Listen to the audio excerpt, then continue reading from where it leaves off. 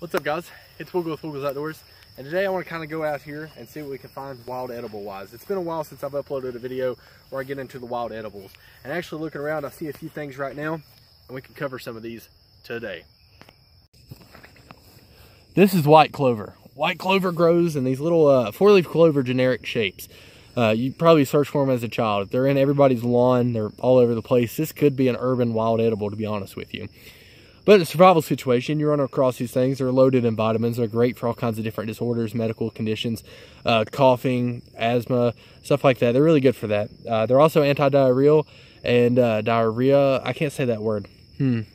Let's move on.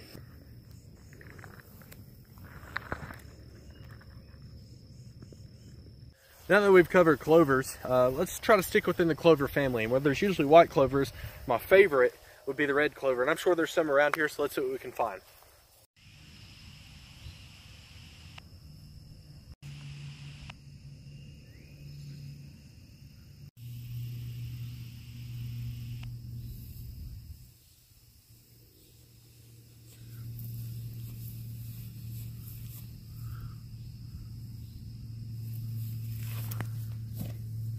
Found some. This is red clover. I call it red clover, even though it looks purple. It's what I've always known it as. It does come in different shades of red, pink, purple, white, all the different stuff. With that being said, clover in itself is loaded in different vitamins. Is a great way to make tea. I will say the white clover is a little bit bitter. The red clover's got a much sweeter taste to it. So if you find clover, you're going to want to go for this stuff right here. It's identifiable mostly by the purplish shade up here on the top, the bud, as well as the different clovers that will come off of it, the three-leaf clovers that everybody knows of very well. There might be a little bit of fuzz on the stem and they could be a little bit longer, but you'll know it when you see it, and you can see it here.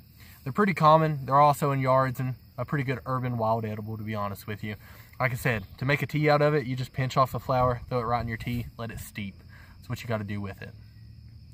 And to tell you a little bit more about this wonderful flower, I'm bringing cooler stuff of this wonderful flower. Oh yeah, I'm bringing Ericah in, and she's going to tell you about it, the wildlife biologist.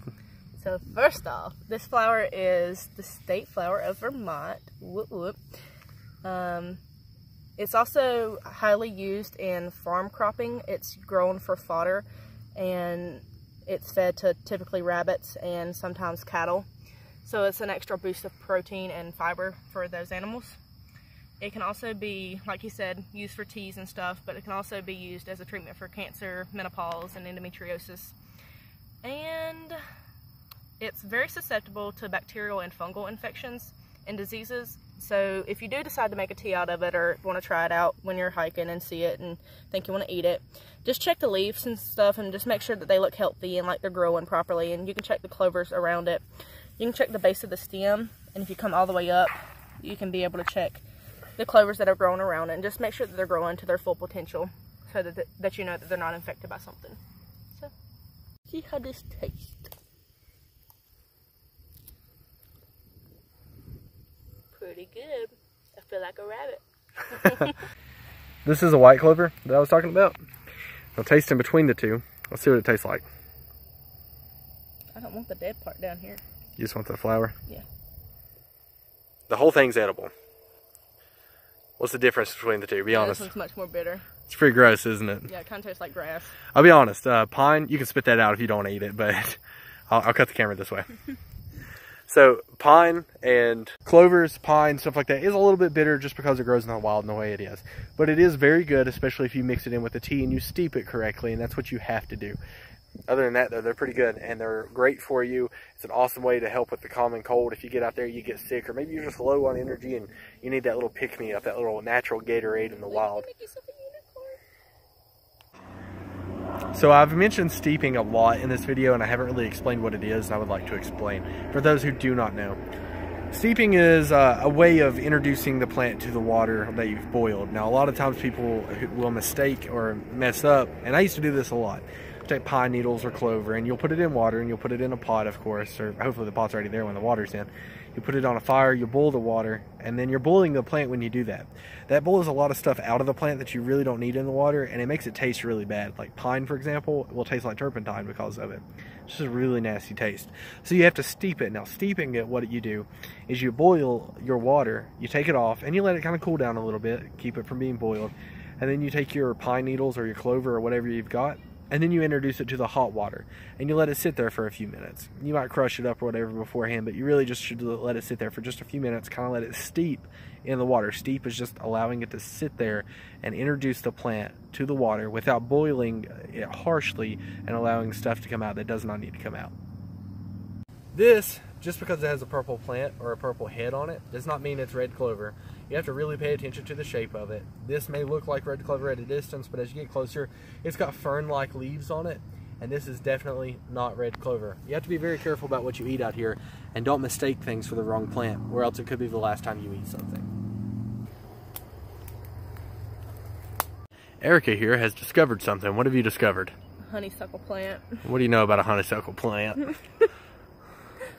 They taste wonderful. They do. They taste just like honey. They're great. You have to pinch the bottoms off of them, and you pull the middle stem out. Oh, hold on, I messed up. Let's find you a new one here. Find me a new one. Now she does think the golden ones taste better than the white ones. I think the golden ones taste better. I think anyone does. But you pinch this little green part off right here. Okay. Did you get that? I mean, you're kind of moving really quickly, but that's fine. Yeah, I got it. I got it. You pinch it off, and you pull it through. And just like suck on it. It tastes just like honey. It does. Now, what is these used for medicinally? Like, what else besides just taste? They're used for gastrointestinal problems. So, you know, if you're constipated or not feeling too hot on the inside.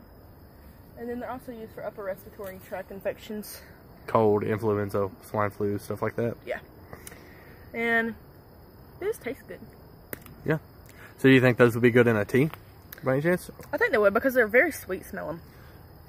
Yeah, they are very sweet. Do you think you should put the entire flower in there or just the stem? Well, I wouldn't put the entire flower, because this part is actually what the pollen stays on. So if you put the entire flower, I would definitely pull out the inside part right here. Mm-hmm.